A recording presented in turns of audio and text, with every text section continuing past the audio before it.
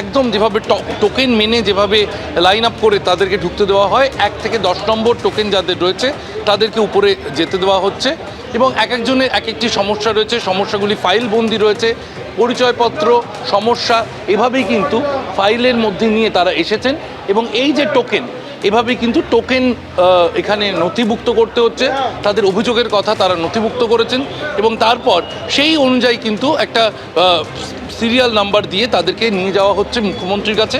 মুখ্যমন্ত্রী কিছুক্ষণের মধ্যে এসে পৌঁছবেন জনতার দরবারে। ইতিমধ্যেই তার নিরাপত্তার দায়িত্বে যারা রয়েছেন তারা এসে পৌঁছেছেন রাজ্য বিজিবি দপ্তরে, বিধাননগরের রাজ্য বিজিবি দপ্তরে জনতার দরবার।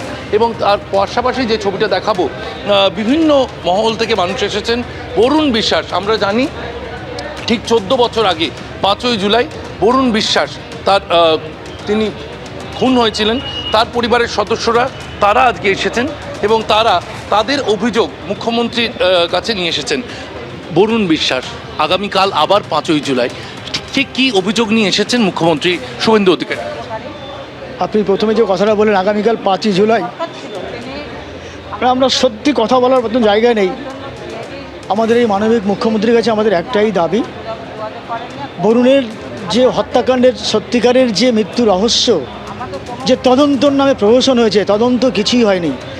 আমরা চাইছি প্রকৃত ফার্দার ইনভেস্টিগেশন হোক, ফার্দার তদন্ত হোক এবং সেই তদন্তের সাথে রিট্রায়াল এবং যদি সম্ভব হয় যদি হাইকোর্টের কোনো রিটায়ার্ড জাজকে যেটা সিট গঠন করে দেওয়া যায় এবং সেই সিটের তত্ত্বাবধানে সত্যিকারের তদন্ত হবে। যারা প্রকৃত দোষী এবং যারা প্রকৃত দোষী বলতে পশ্চিমবঙ্গ নয় ভারতবর্ষের লোক জানে যে মাস্টার মাইন্ড হচ্ছে তৎকালীন খাদ্যমন্ত্রী, পরবর্তীকালে বনমন্ত্রী জ্যোতিপ্রিয় মল্লিক। তার নেতৃত্বে অন্তত 100 থেকে 150 লোক বরুণের হত্যাকাণ্ডের সঙ্গে জড়িত। আমরা এই মানবিক মুখ্যমন্ত্রীর কাছে সেই মেসেজটা দিতে এসেছি, আপনাদের মাধ্যমে মুখ্যমন্ত্রীর কাছে আমরা আবেদন করব।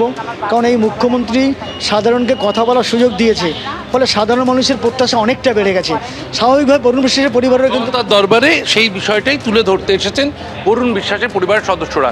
এভাবেই কিন্তু বিভিন্ন মহল থেকে বিভিন্ন মানুষ, কারো চাকরি নিয়ে সমস্যা রয়েছে, কারো বিচার পাওয়া নিয়ে জটিলতা রয়েছে, কারো চিকিৎসা সংক্রান্ত জটিলতা রয়েছে এবং তারা প্রত্যেকেই মুখ্যমন্ত্রীর হস্তক্ষেপ চাইছেন এবং মুখ্যমন্ত্রীর হস্তক্ষেপের আশায় আজ রাজ্য বিজিবি দপ্তরে জনতার দরবারে এসে হাজির হয়েছেন তারা।